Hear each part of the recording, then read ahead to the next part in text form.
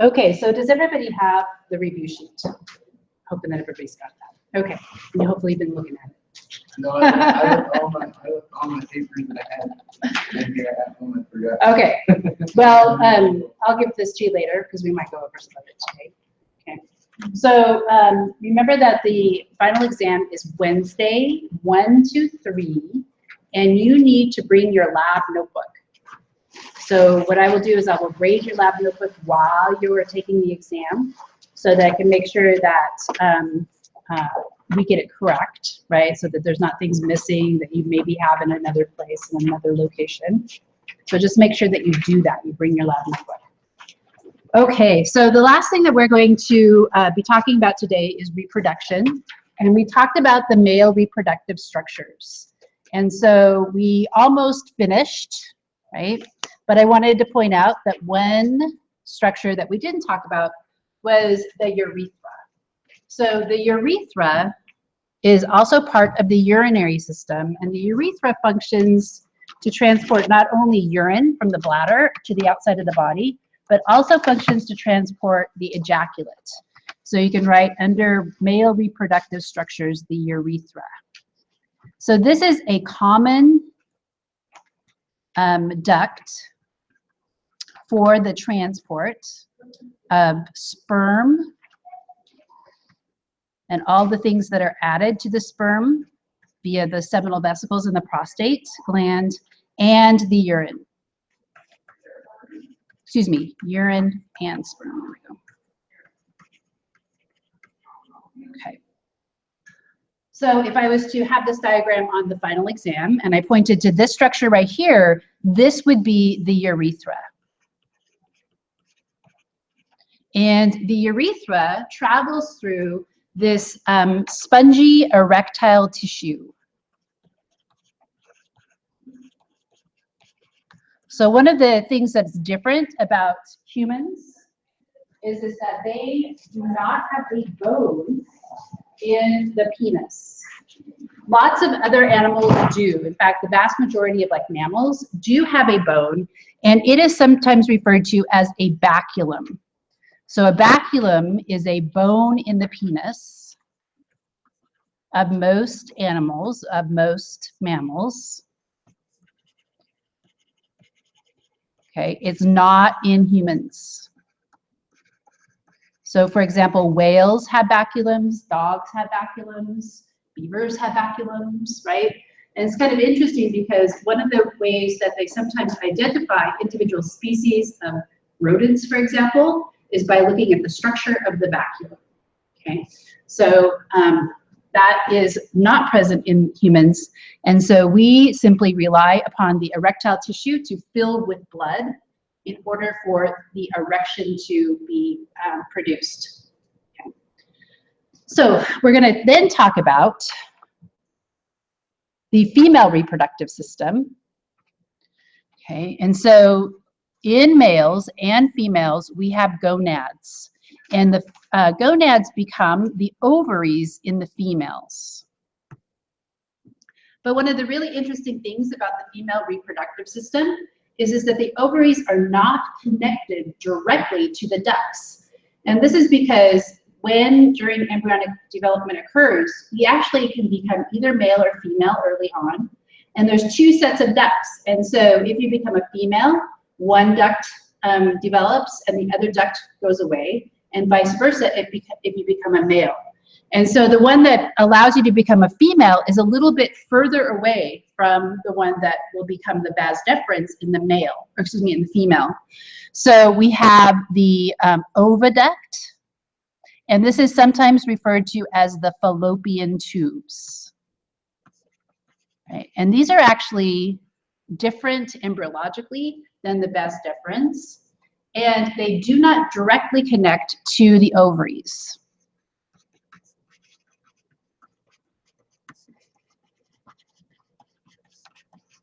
So after we're through with this lecture, we're going to watch a video that's going to show how when the egg is released from the ovaries during ovulation, it actually has to be sucked up into the oviduct.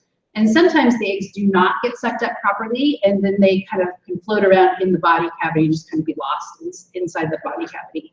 So this means that there has to be a suction, and it's actually produced by cilia. So cilia create a current that draws the ovulated egg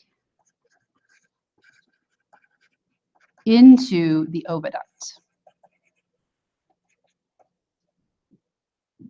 Okay. Now, the oviducts are also where, in order for normal embryonic development to take place, this has to be where the fertilization of the egg has to occur. So this is where the fertilization of the egg by the sperm must occur. And we'll also see that. But when we look at the timing, the egg cannot survive long enough to actually get to the uterus, which is what sometimes we refer to as the womb. And so fertilization has to take place, and then the egg can start to develop into an embryo, and then subsequently plant in the uterus. Okay, so this is where it must implant, not implant, excuse me, but be fertilized. And so then we have another structure which is called the uterus. So this is also referred to as the womb, and this is where implantation should occur.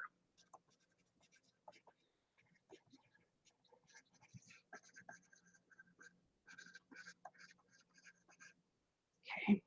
So sometimes there's a mistake, right? So fertilization can occur in the fallopian tubes, and you can kind of sometimes get, or you sometimes do get, implantation occurring in the oviduct. And does anybody know what that is called? When implantation of the embryo occurs in the oviduct rather than in the uterus. Nobody knows. It can be very dangerous, and it can actually lead to the death of the female, of the mother. And so this is called a tubal, or sometimes it's referred to as an ectopic pregnancy. And so that's where tubal refers to the fallopian tubes, right? And so if this occurs, oftentimes the doctor will actually have to go in there and surgically remove it. And sometimes it causes scarring, and sometimes that person who has that done will have one of the tubes lost. So they'll tie off that tube, and then she will only be able to use the other tube. Ectopic means that outside of the uterus. So implantation occurs outside the uterus, and weirdly enough, it can actually also occur in the body cavity. So if after fertilization, the embryo goes the wrong direction, it can actually get out into the body cavity and implant, right? And so that's much, much more rare than a tubal pregnancy, okay? And so sometimes that implanted embryonic tissue can cause problems. And we'll talk about, this is a little bit different than endometriosis, which is another problem that females have because of the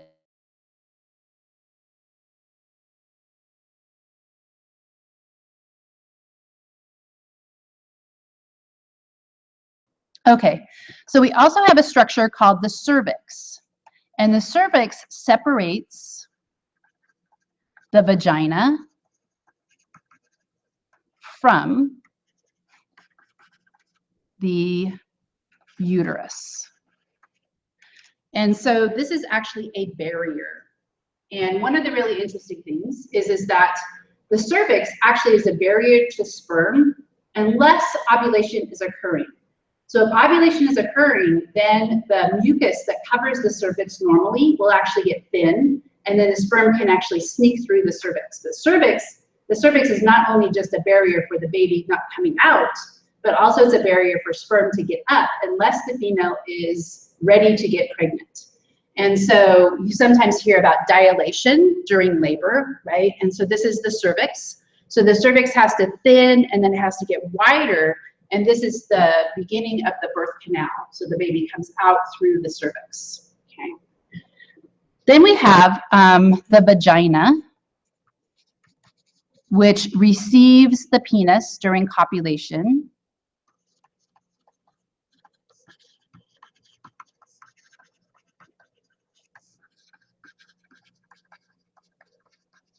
And we're going to talk more about that when we talk about the conditions that the sperm have to kind of overcome in order to survive and possibly fertilize the egg. Okay. So in your handout, I gave you a handout. Hopefully you have that handout. Okay. That's with the reproductive structures. Okay. So if I point it here, this is the ovary. Okay.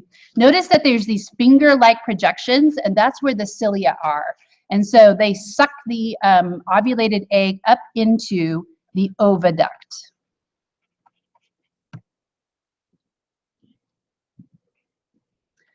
This is the uterus. Right? And what kind of muscle do you think makes up the wall of the uterus? Smooth muscle, right? And so smooth muscle during labor, smooth muscle is contractions are initiated due to the presence of oxytocin, and those contractions will actually force the baby out of the womb. Okay, so this is the uterus, and this has smooth muscle. Now, lining the uterus is what is called the endometrium. So that's the lining of the uterus.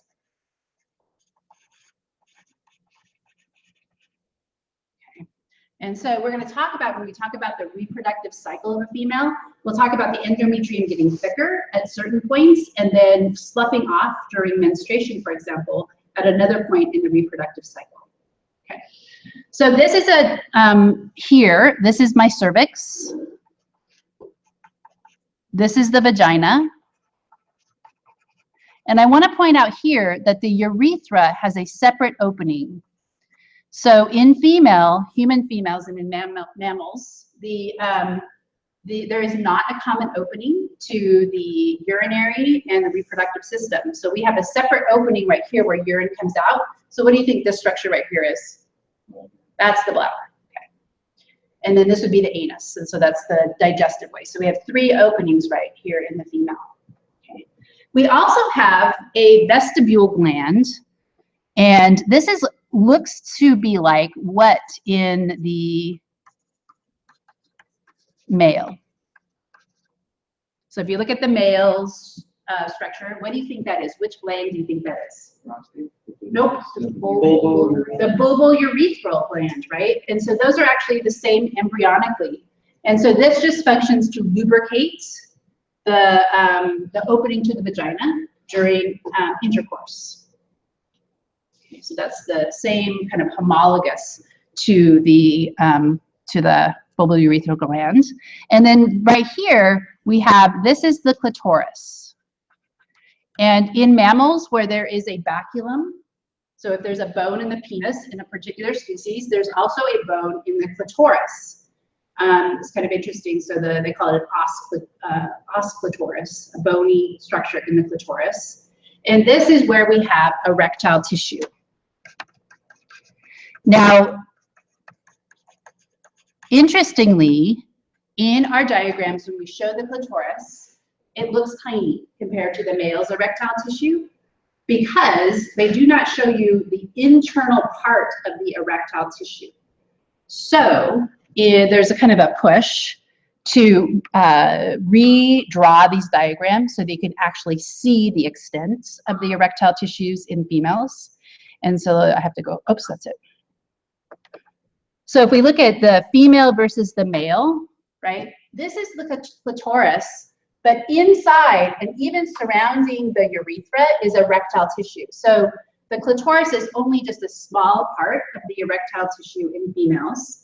And so here they're just comparing, say, for example, the different parts of the erectile tissue. This is pink, right? And so this would be similar to the shaft of the penis. And so then this is the opening to the urethra, right? And so there's actually erectile tissue around that as well.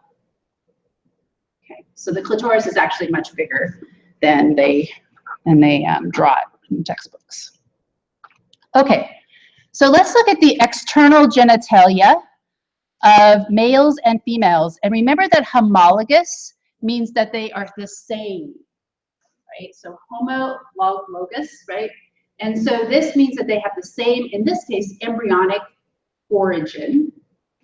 And so when we look at the female, and this would be the male, the female's external genitalia includes the labia majora. Okay, so these are the outer labial folds. And in the male, this same tissue embryonically becomes the scrotum. So, or the scrotal sacs, right? And then we have, in females, the labia minora. And this actually becomes the shaft of the penis in the male. And then here we have the clitoris. And here we have the head of the penis.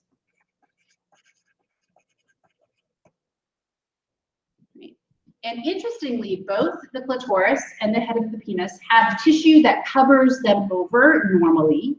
And so these are called the prepuce. Right, so they both have a prepuce. And so this is just tissue that covers over the structure. And in males, oftentimes that is taken off during the process that is called circumcision, right? So when you have a baby boy circumcised, you just remove the prepuce, okay? And unfortunately, there is a kind of a not an analogous situation with the females, in that there is sometimes what is referred to as genital mutilation in females. Mutilation. And this is not the same thing as what we would call a female circumcision. So when I was going to school, they called this a female circumcision, and they said that they've just now decided it's not the same thing because it's not the same tissues, right? So if you were going to circumcise a female, you would just remove the head, or not the head, but you just remove the skin that covers the clitoris. But in some countries, particularly Africa, there's a kind of a cultural phenomena that involves in young females of the removing of the clitoris. And so they cut the clitoris off, and the idea being that if the clitoris is removed and if the labia majora are sometimes sewn shut, then the female is going to be less promiscuous.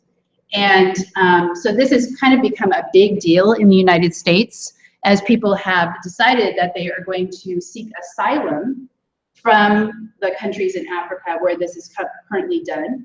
And then also people bring their children to this country, and then they might still want to do this cultural thing, and then we have to make laws against it, right? So there's still a lot of controversy, right? And you know, trying to figure out how to prevent this from happening. And the other unfortunate thing is that oftentimes it's done in an unsanitary way. And so females will actually get infections and die from it. And it's actually done late. So I think it's at the age of 7 is maybe the common age for it to be done. And so that's kind of a late time to do it. Okay.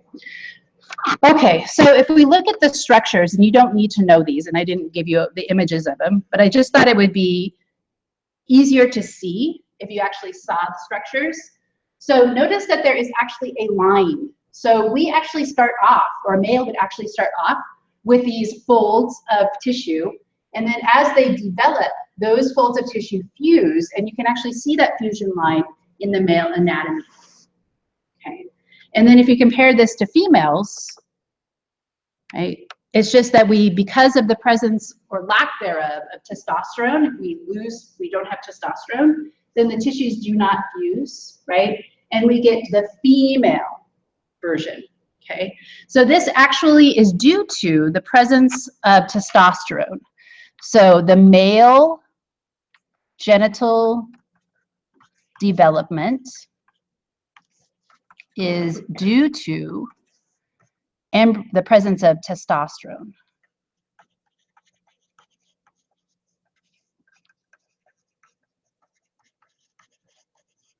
So it's kind of interesting because there are quite a few babies that are born with ambiguous genitalia. So when they come out, they kind of look like a girl and they kind of look like a boy. And in the past, they kind of made a decision right there and then whether or not, you know, to do a surgery. Now they actually look at the genetics and then they try to figure out what, you know, what they are they XX or they XY, and then they try to kind of figure out how to either give them hormonal supplements, or sometimes it requires a surgery. So sometimes babies, girls, are born with these tissues fused, right? Because they have too much testosterone in their system because of the adrenal glands. And so they have to cut them open and kind of surgically repair some of the incorrect fusion of the tissues. Okay, so there is a mammal where this happens, this development of the male genitalia in a female happens quite frequently. And this is what is referred to as the spotted hyena. So people were really confused, scientists were really confused when they started studying the hyenas, because all the individuals in the population have a penis, including the females. So here is like a dominant female that gets to mate, right? And she has a pup, and you can see that she has a structure that is very similar to a penis. And the babies actually have to be born out through that structure. And so it's very traumatic, the first pup that is born. And so oftentimes those will die, and then it kind of stretches out. So it becomes a little bit easier with each delivery, okay? So if we look at the female spotted hyena, she has a penis-like structure that she gives birth out of, and she also has false scrotum. So she has a false scrotum. And the reason why they are false is that they do not contain the gonads. So the ovaries are actually still up in the body cavity. Okay. And the kind of a false penis, where out through which the babies are born. Out through those, that's probably pups are born. Okay, so scientists ask why this is the case, right? And they believe it has to do with the type of mating system that they have. And so the females are very dominant, and they have a clan, and they also have a dominance hierarchy. And the males actually are just out in the periphery of the clan, and they don't even actually get to do much. You know, they're kind of solitary. They can come in and breed with the dominant female, but then they have to leave again. And so the idea here is that possibly it's the dominant female that gets to breed, and all of the other females of the clan actually have to help take care of her pups. And so it's probably due to the fact that there is selection for females that are the most aggressive. So females have high levels of testosterone, or even early on, and so embryonically they develop the male structure, right? So it's probably because of the dominance hierarchy in females, and that the female with the higher testosterone level is going to be the one that gets to reproduce. Okay. Are there any questions about that? I have lots of questions, but I don't know which one to have. So the Lion King, these are the bad guys. But they're actually girls. I know, I've heard about this before. Yeah. I never knew that the babies come out that. Yes. And I don't know if they've ever actually seen babies being born, because they do it, they're very secretive. They must have to be smaller than normal pups. Yeah, I don't know. That picture doesn't look like it's very small, but yeah, must be able to stretch quite a bit. Yeah. Okay. So that kind of goes directly with this idea that it's the levels of hormones that determine whether you become male or female, right? At least with the external genitalia. Okay. So when we look at the vagina, we now realize that we have a lot of microorganisms that colonize the vagina and actually create a good environment. And so when we look at females that are pre or post reproductive,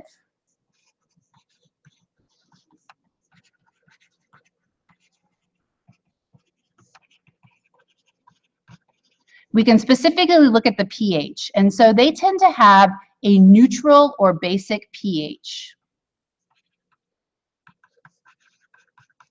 Okay, so that would be like a young female prior to puberty or postmenopausal woman that stopped menstruating, right? So they have a neutral or a basic pH. And then if we look at reproductive females have an acidic pH in the vagina.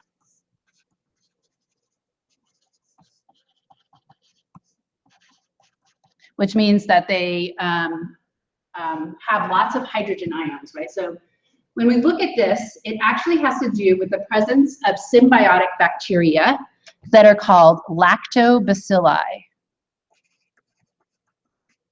And so this is kind of the same, some of the same bacteria that is found in yogurt. Right? There's actually all kind of different strains of bacteria, but the lactobacilli feeds upon vaginal secretions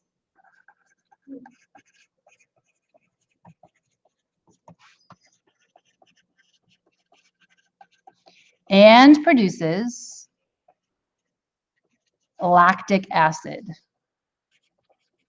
And this does two things. This acidity destroys weak sperm. So when the sperm are ejaculated and they come into like a vagina that's a pH 4, right, a lot of them die. They can't survive that acidity. And that's maybe one of the reasons why the ejaculate has to have so much sperm, right, because a lot of them die. And then the other thing that it does is it protects against bad bacteria and fungi.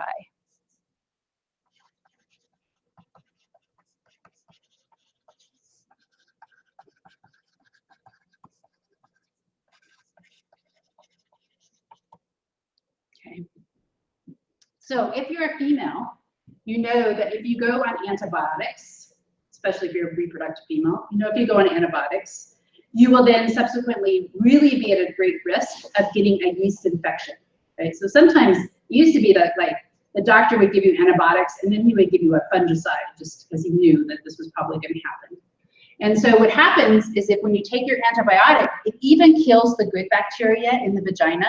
And so then you have to take a fungicide in order to kill the yeast that has then subsequently colonized your reproductive tract.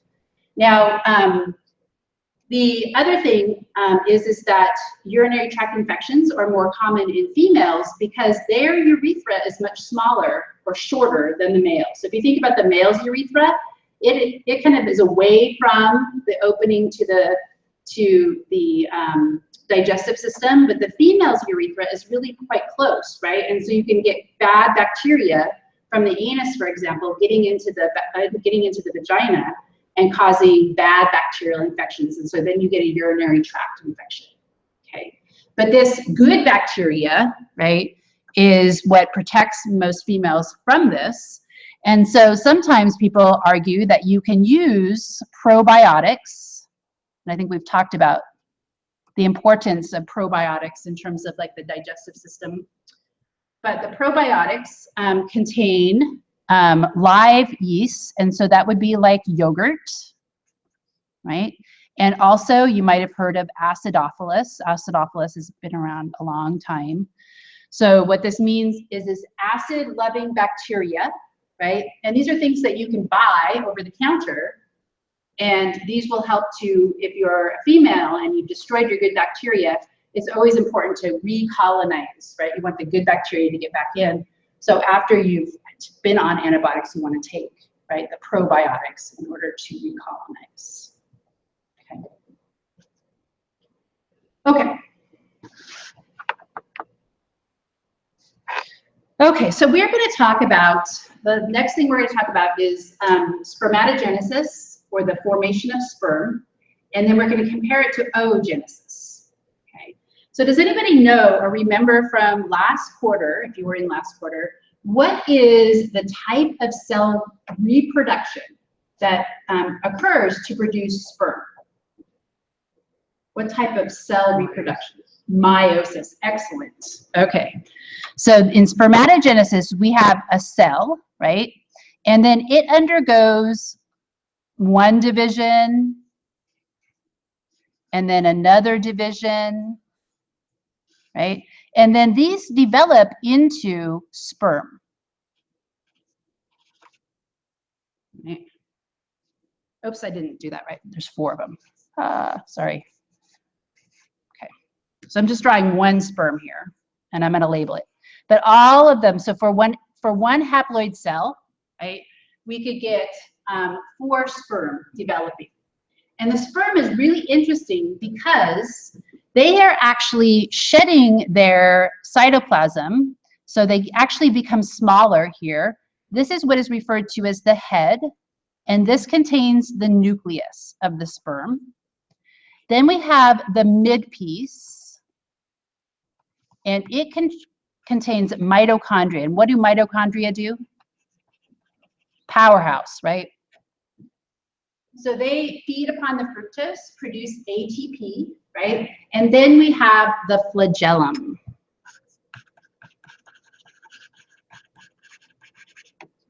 Okay, so we have one diploid cell, and this produces 4 haploid cells.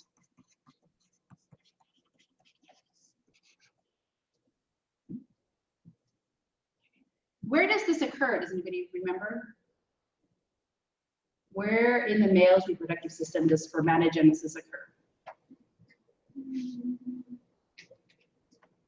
You know this. Testes, yes. Okay. So it occurs in the testes.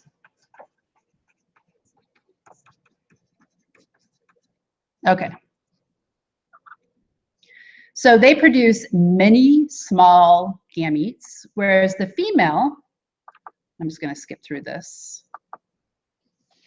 produces eggs through the process of oogenesis. So oogenesis occurs in the ovaries. Right? And in this particular instance, one diploid cell gives rise to only one oocyte. So that's your egg cell, right, or egg. Right?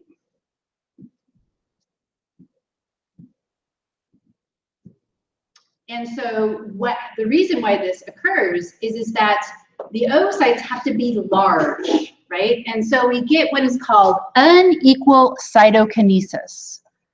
So unequal cytokinesis means that only one nucleus gets all the cytoplasm.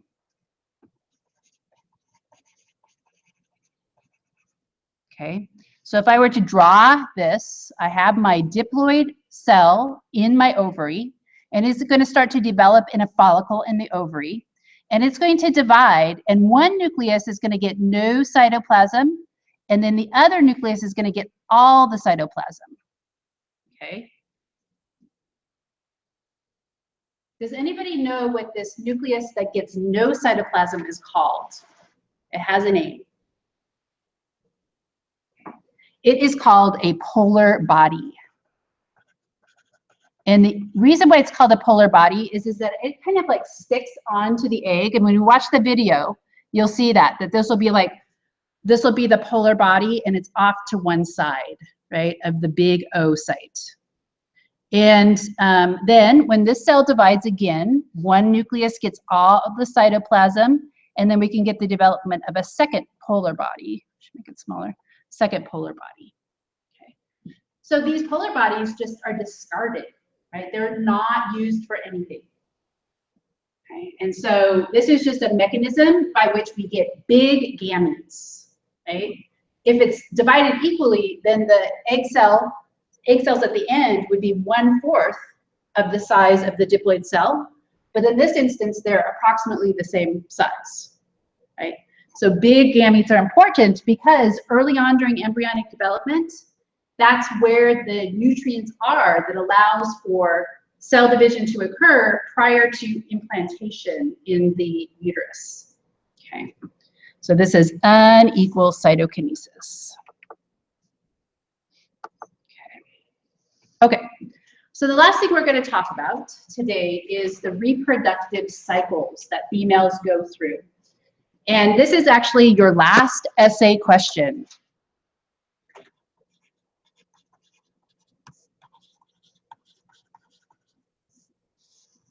Okay, so we have what are called the ovarian cycles. And these are regulated by hormones that are produced by the pituitary gland.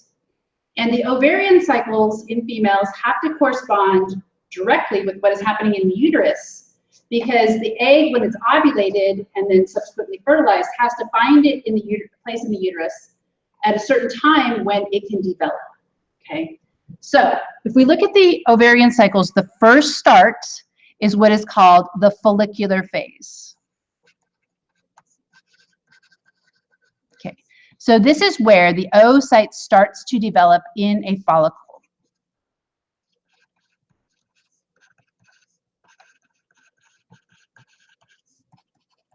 And a follicle at its last stage is actually kind of a fluid-filled space that is surrounded by like nurse cells that help to support the oocyte. Okay, so the oocyte develops in a follicle, and this occurs in the ovary. Okay, then we have ovulation. So ovulation is where the egg is released from the ovary.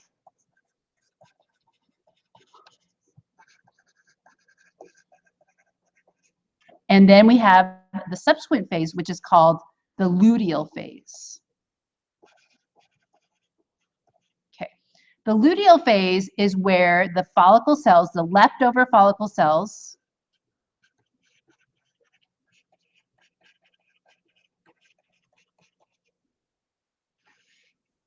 develop into the corpus luteum.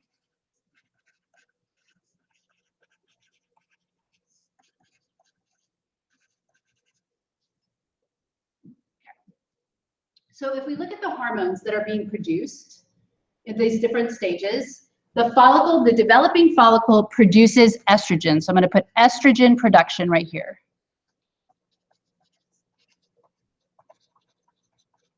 Okay, so that's the follicular phase, right? The luteal phase, there's two hormones involved in the luteal phase, and this is estrogen and progesterone.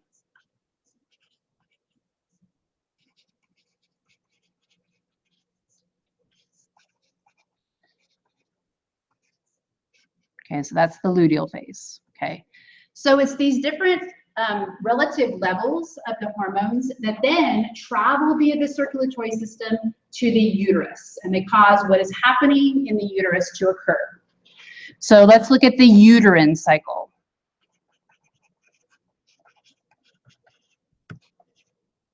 Okay. So when estrogen starts to be produced, we get what is called the proliferative phase.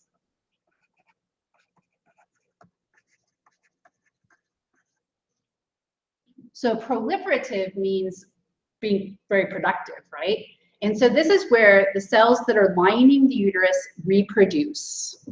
Okay, so this is the cells in the endometrium. So the endometrium is the inner layer, reproduce. And this makes thickens the wall. Okay, and this is at the same time as what is happening in the follicle. So when we have the follicular phase, we have proliferative phase, and this is due to estrogen.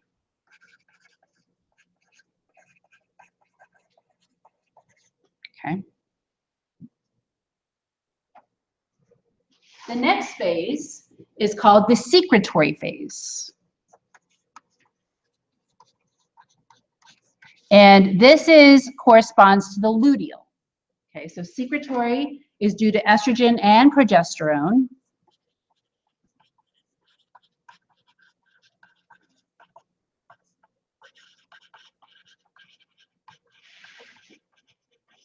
Right? And what this means is it becomes vascular. So the endometrium becomes vascular, which means it gets lots of blood supply. So that is going to help when the embryo implants, because that blood is going to provide some nutrients to it. And glandular. So it starts to secrete like sugars. So it secretes glycogen, and that's the early embryo just feeds upon those secretions. Okay, and so this would be after the egg has ovulated, right? The secretory phase would happen in the uterus. Okay, now we have to ask what is going to happen if the embryo is planted versus if it doesn't implant. So we can talk about implantation. Okay. So let's talk about if the embryo does not implant.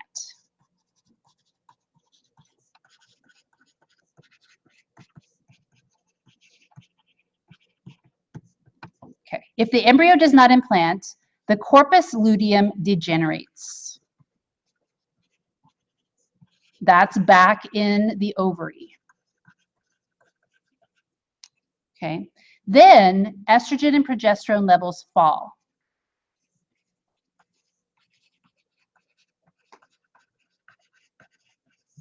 So they decrease, right? And it's the decrease of that that causes menstruation.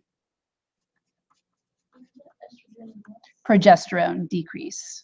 So menstruation occurs. And so it's when our estrogen in females, it's when your estrogen and your progesterone are lowest that will cause the death of the endometrium. And what actually happens is that the blood vessels constrict and it just essentially starves the cells, and the cells die and they slough off.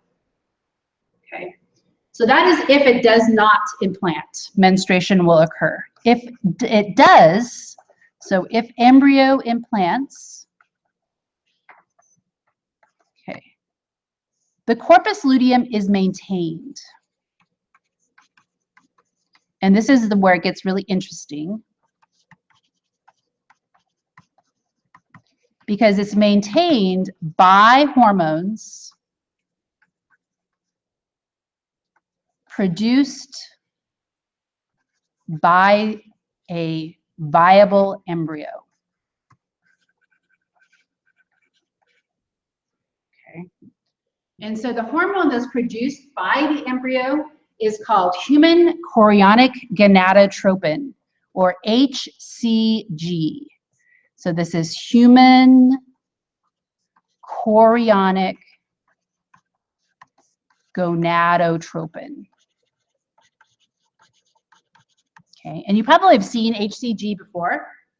One really weird way that HCG is used is in diets. You've heard of the HCG diet? And this is where people inject themselves with this hormone, and it creates kind of a false pregnancy, like where you get morning sickness and it makes you sick, and it supposedly speeds up your metabolism and causes you to shed weight. Right? So even males have been known to take that HCG diet. Okay?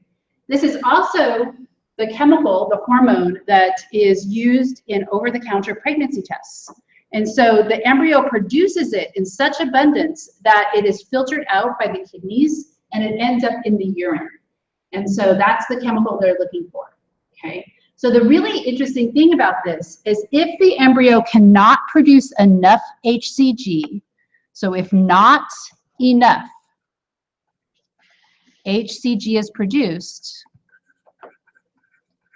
then you get what is referred to as a spontaneous abortion. And this is can be early on. So it's estimated that of the percentage of embryos that were produced, about 33% of them produced an implant, about 30% of them will spontaneously abort. And so this could be like even before, that says HCG, even before the female knows she's pregnant. So let's say she's a week late, or maybe even 2 weeks late, she's starting to get concerned, right, that she might be pregnant. Then all of a sudden she has her period. It could be that the embryo implanted, then it couldn't produce enough HCG, and then it was spontaneously aborted. So this is actually a mechanism by which females can kind of screen for viable embryos. If the embryo has a bad genetic defect and it implants, the embryo wouldn't be viable, and so the female doesn't want to stay pregnant, and so she spontaneously aborts it. So essentially, the embryos have to prove themselves viable by producing this hormone. Okay, any questions about that? So in your book, there are some diagrams, so you should take a look at them, and we'll look at them right now, okay?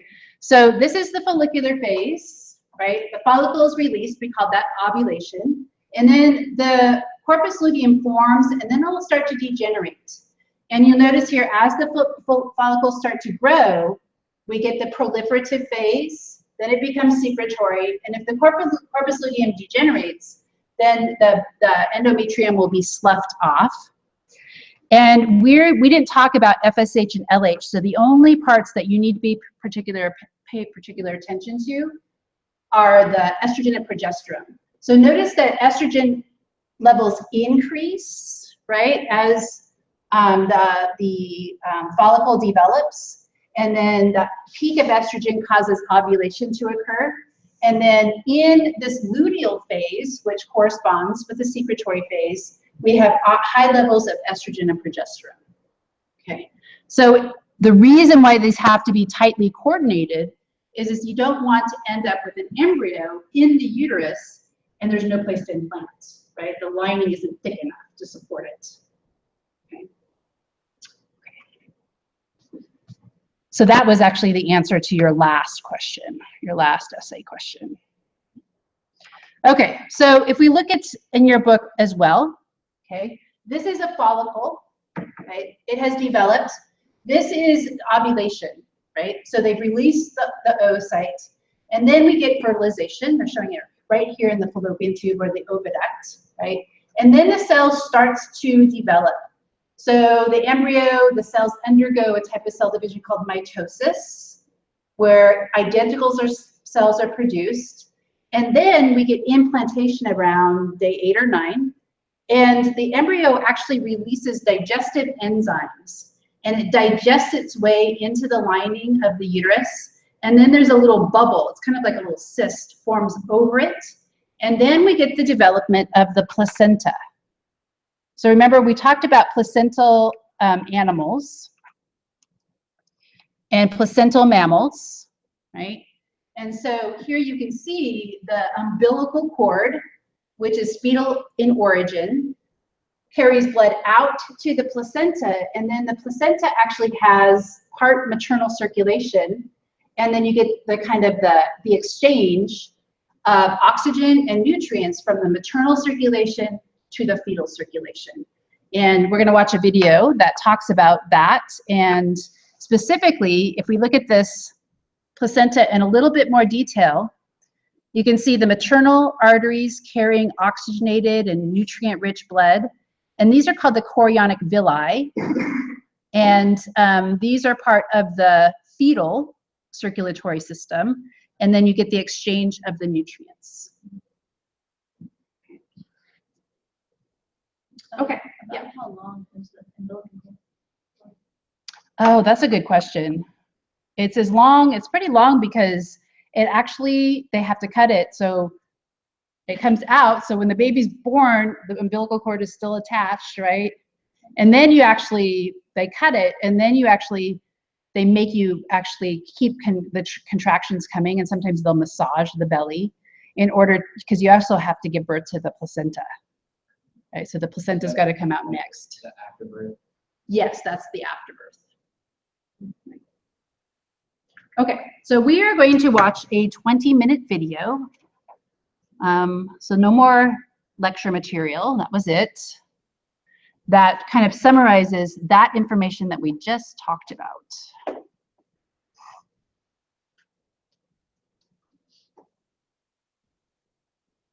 Born with all the egg cells that she will ever have. There are about 1 million of these primitive cells called oocytes.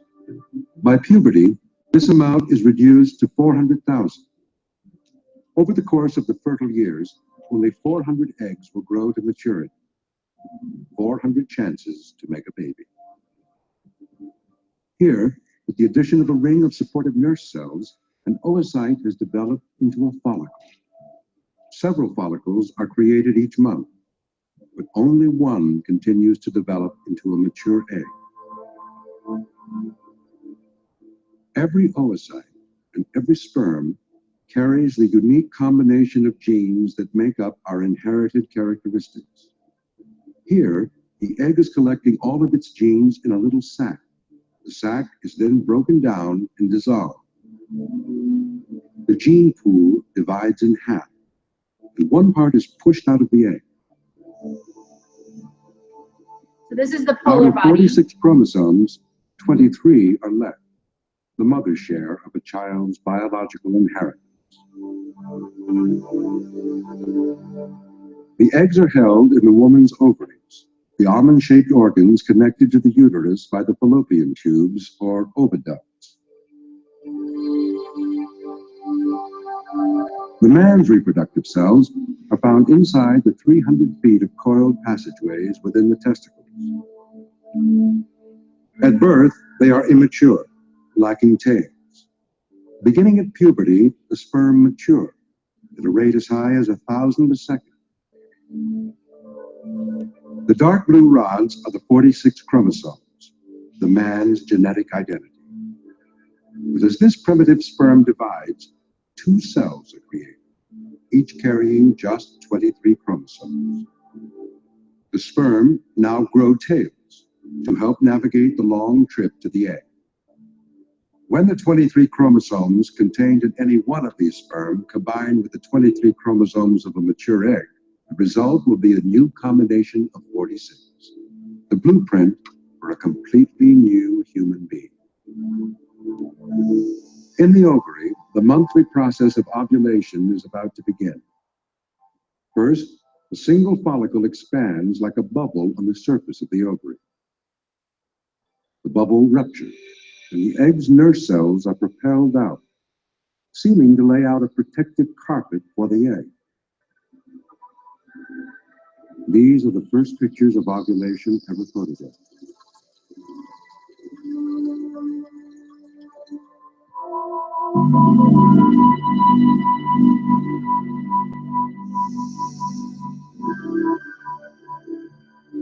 The egg is gently caught by the frilled edges of the fallopian tube and led into the narrow channel leading to the uterus. At first, tiny muscle contractions in the fallopian tube push the egg along its way. But then the cilia take over, millions of microscopically fine hairs that slowly sweep the egg along. So slowly, in fact, that it takes 4 days for the egg to reach the uterus, longer than it can survive on its own. If a baby's to be made, the sperm will have to join the egg here in the fallopian tube during the brief period when fertilization is possible. The sperm arrive on the scene during sexual intercourse at the moment of ejaculation. At male orgasm, typically several hundred million sperm are ejaculated into the woman's vagina. They have a common goal: get to the egg and fertilize it. Only one, if any, will succeed.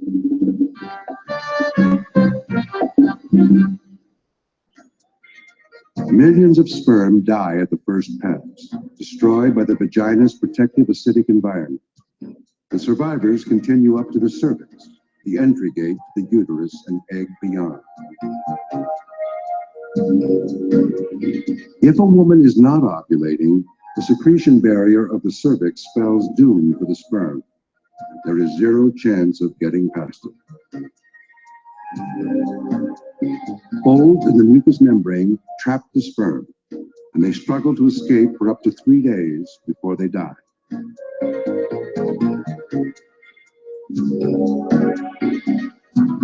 But during the few days of ovulation each month, with the mature egg waiting, the impenetrable gate of the cervix opens ever so slightly. Sperm are still trapped by the thousands, but a few find the microscopic channels created in the secretion barrier by the release of estrogen. The surviving sperm are halfway home. They push on through the uterus up to the entrance to the fallopian tube. Of the 300 million that began, perhaps a few thousand remain. Now, within striking distance of their target, they prepare to do what they've come for: fertilize the egg. Just past the fallopian tube entrance, the surviving sperm suddenly stop and rub themselves against the cilia. It is possible that this is the moment when a covering of protein molecules on the sperm surface are stripped off. With the covering removed, the sperm, for the first time, are ready to deliver their chromosomes, fertilizing the egg. So close and yet so far. Of the thousands that make it as far as the fallopian tube, only a few hundred reach the egg. When they get there, they encounter the final and most imposing barrier of all, the egg's protective shell. On the cellular level, this dense cement-like ring is the equivalent of a castle wall 30 feet thick. Special measures are called for. Arriving at the egg, enzymes carried in the sperm's body rush to the surface and form a chemical battering ram. The chromosomes remain in the sperm head, but the tail, powered by energy capsules called mitochondria, changes its motion from regular waves of movement to quick, strong, whip-like lurches. An amazing effort, but without the cooperation of the egg, it probably wouldn't be enough. The support cells that now make up the wall of the egg are changing shape, weakening the wall just enough to draw the sperm in. The sperm keep trying, the explosive energy of their tails driving them along. Most of the remaining sperm die in this last attempt to penetrate the egg. Finally, success. A single sperm has broken through. Instantly, a burst of electrical activity changes the surface of the egg, making it totally impenetrable. 300 million sperm set out. One made it to the finish line. The sperm continues to move for a short time while inside the egg, and then its tail drops off.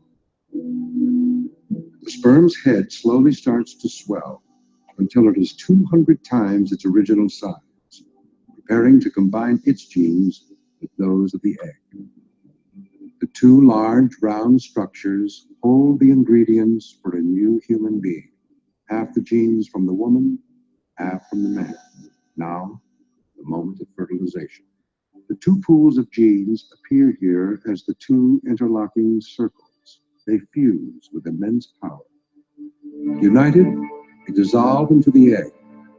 The blueprint for a new individual is set.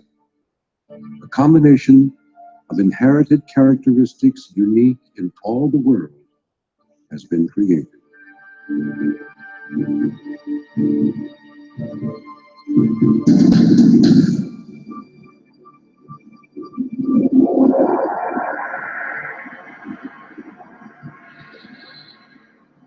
Almost immediately, the egg divides itself into two identical cells.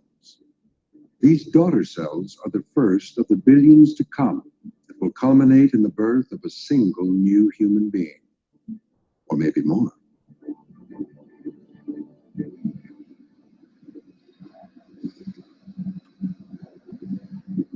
Yeah. Mother-to-be Karen Hatchett-Pavlin is an identical twin. Like Karen, her sister Kim was also once a track star. Today, Kim is an investment banker, and Karen is an account executive for Xerox. Like many twins, Karen and Kim are close. Sometimes they believe they can even sense what the other is experiencing. It just had a very, very strange feeling when she called. I remember Rob was away, and I just knew she was pregnant. I just knew it was it. And it just convinced me just to go ahead and take the test and find out. And she was right. We were really excited. Yeah. So you knew before Rob knew.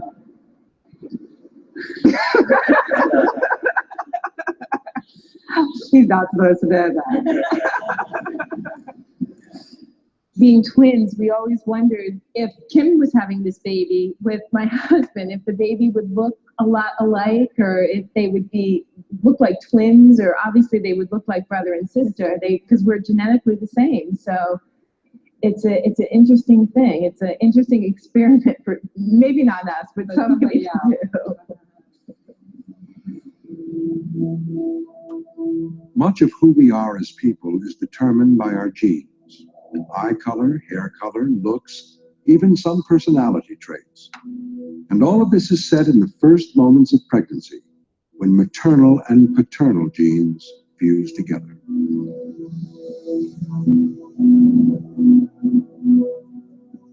In the first few days of pregnancy, the egg cells continue to divide as they slowly float down the fallopian tube toward the uterus. Sometimes, about once every 300 pregnancies, this group of identical cells may divide in half. Identical twins, like Karen and Kim, are the result. Fraternal twins develop when two eggs escape the ovary and are fertilized by separate sperm. By day 4, the egg finally reaches the uterus. Now a startling change takes place. The cells begin to differ from one another. Within the egg, a dark-colored blastocyst develops.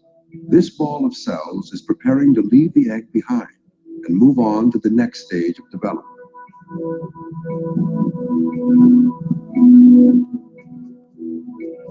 In this process, never before seen on film, the blastocyst shakes the egg like a baby chick about to hatch. After a moment, it succeeds in freeing itself. Once the healthy blastocyst is separated from the egg wall, it floats freely in the uterus. Close up, the blastocyst shows its makeup. The light brown cells on the lower right will become the placenta. The dark mass on the upper left, the embryo, which will grow in 9 months into a new baby. Day 5, and the blastocyst finds its way to the uterine wall. Its sticky surface helps it adhere, and the blastocyst implants itself. Sometimes the process doesn't work just right, and the body is quick to respond. Here, 3 round chromosome sacs lie inside a fertilized egg. This occurs rarely, when 2 separate sperm have both managed entry to the egg. Because of the extra half set of chromosomes, this egg could never develop into a normal human being. The body recognizes the problem, and the egg is rejected. These early miscarriages often occur so quickly and automatically that the woman hardly has a chance to register that she has been pregnant at all. Day 21, 3 weeks after fertilization. Clear as glass, the developing heart begins to beat.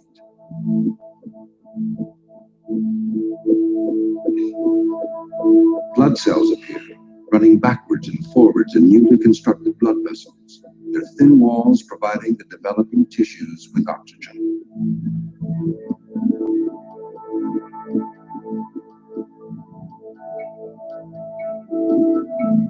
At 4 weeks, the heart beats on, ever stronger.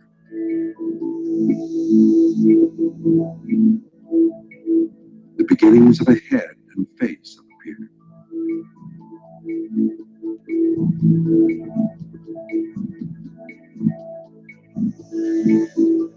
This is the start of an eye.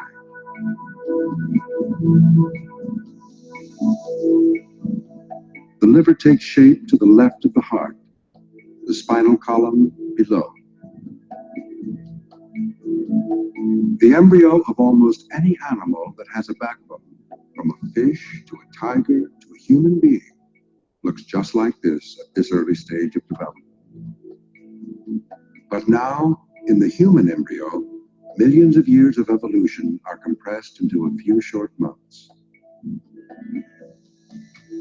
4 weeks, the embryo is 4 millimeters long.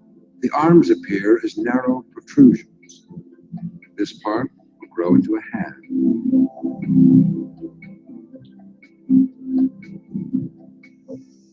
5 weeks, primitive fingers have become apparent. The frog-like webbing between the fingers gradually recedes.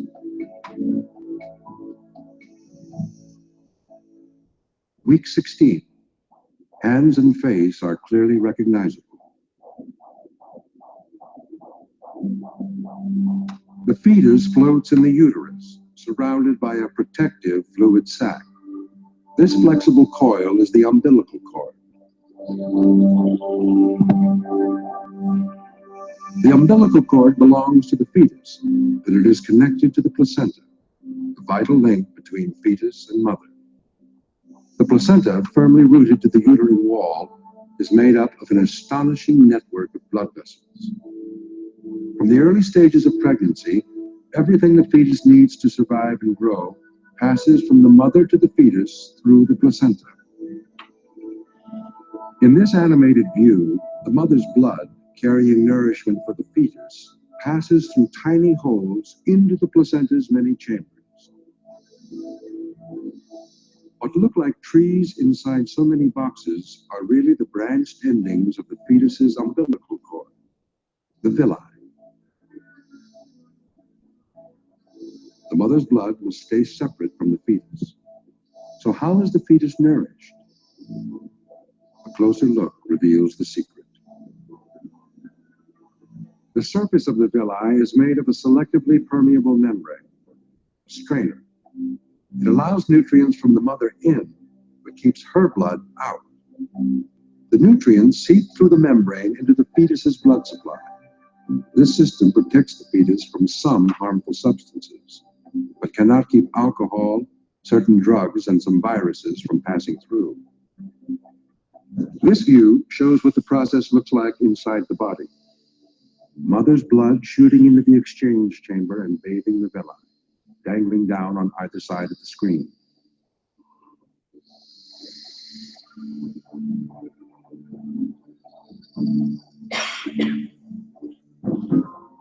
This animation shows the mother's antibodies surging along with the blood into the exchange chamber.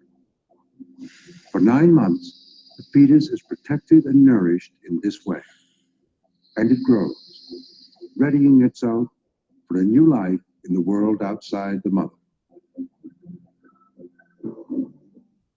This is an ultrasound picture of the heartbeat just before birth.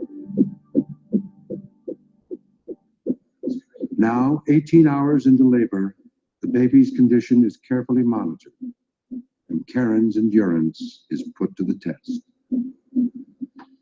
Contraction begins, right? Here it comes. Deep breath. Breathe out. Another one. It's peaking.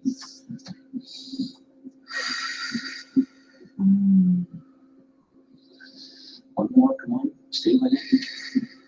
Good job.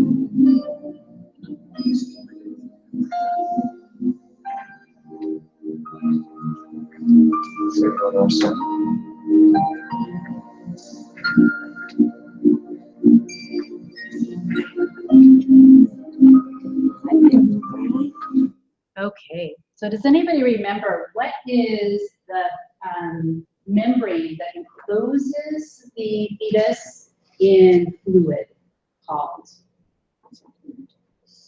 The membrane that closes the developing fetus in fluid. What does it start with? A. Oh, the amniotic sac. Yes, amniotic sac. So remember that this is an example of an amniotic system, right? And which organisms first evolved an amniotic egg? Not fish, not amphibians. Amphibians have shell eggs. Reptiles, right? And what was the advantage to an amniotic egg? They didn't have to be in water. Yes, you don't have to be in water, right? Because early embryonic development has to occur in water. So reptiles were the first organisms that evolved the amniotic egg. Okay, so let me just look at your review sheets.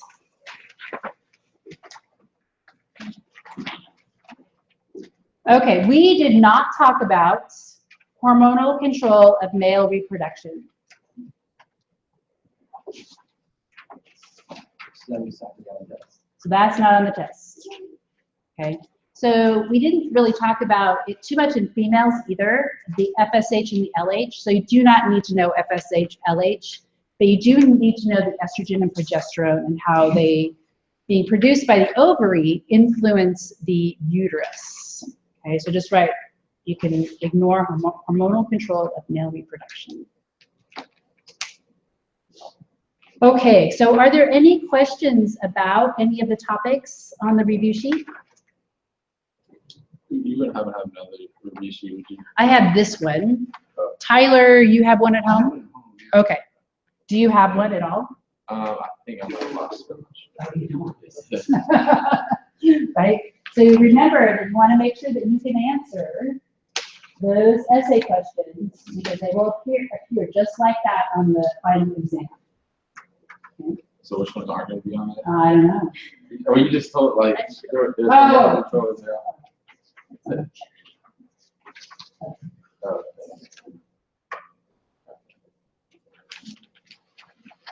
Go over the third essay question. Okay. Okay, so that was fixed law. So does anybody remember what were the variables that we talked about that affect the rate of diffusion?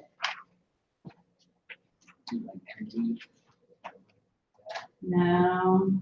Why? This kind of goes along with what are the characteristics of the respiratory membrane? What is the respiratory membrane? Has to be moist, but that's actually not in fixed law. Surface area? Surface area. So as you increase the surface area, you increase the rate of diffusion, right? And then thickness. The thinner it is, right? That's that variable little d, right? The faster diffusion will occur. And then we also talked about the change in the partial pressures. So delta P oxygen, right? So if there's a bigger difference, then diffusion occurs faster. So that's why our circulatory system tries to maximize the differences in the partial pressures so that diffusion will occur faster. So I think, if I were to write that out,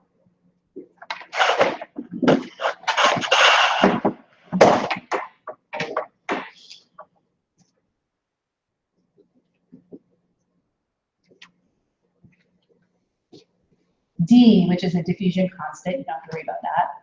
And then it's delta P of oxygen.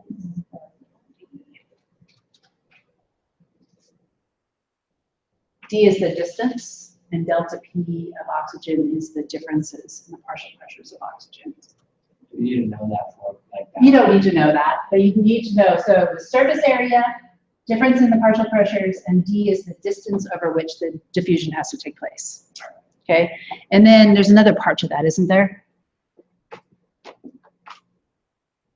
The distance would have to do with the thickness? Yes, D is the thickness, yeah, little d. Okay, so then if you think about gills, right? Gills are branched, so they have a big surface area. If you think about the fish gills, they have a countercurrent exchange, which keeps the delta of partial pressure of oxygen high, the countercurrent exchange, right? And they're very thin, right? And then if you think about our lungs, right, we have the alveoli, right, which are high surface area, and they're very thin. They have to stay moist, right? And then we respire by, if we breathe deeply, we can move the oxygen in and out, the oxygenated air in and out of our respiratory system. What was the valve or Alveoli. Yeah, those are the alveoli. Yeah, so this is the alveoli. So this is the respiratory membrane in mammals. That's where the gas exchange. That's where gas exchange takes place. In birds, they don't have alveoli. They have a single channel so that the gas, the air doesn't get stuck in there, you know, because if you think about it, air comes in here and then it gets stuck, right? And you have that dead air. They have what are called parabronchi. Right? And that is a single direction of flow through the respiratory system, and that actually is better than having dead-ended sacs. Oops. Okay. Any other questions?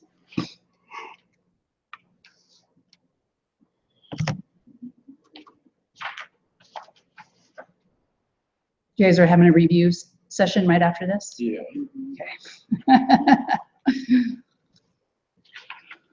Okay. So I will see you on Wednesday, and again, just remember to bring your lab notebook with you. Wednesday at 1. And Mary, if you want to just come down now. Have you registered? Some of them, they haven't signed for classes that they didn't transfer. Okay. But now they can officially. Okay. So I did it anyways. Do you want to do that now? Are you the head of this?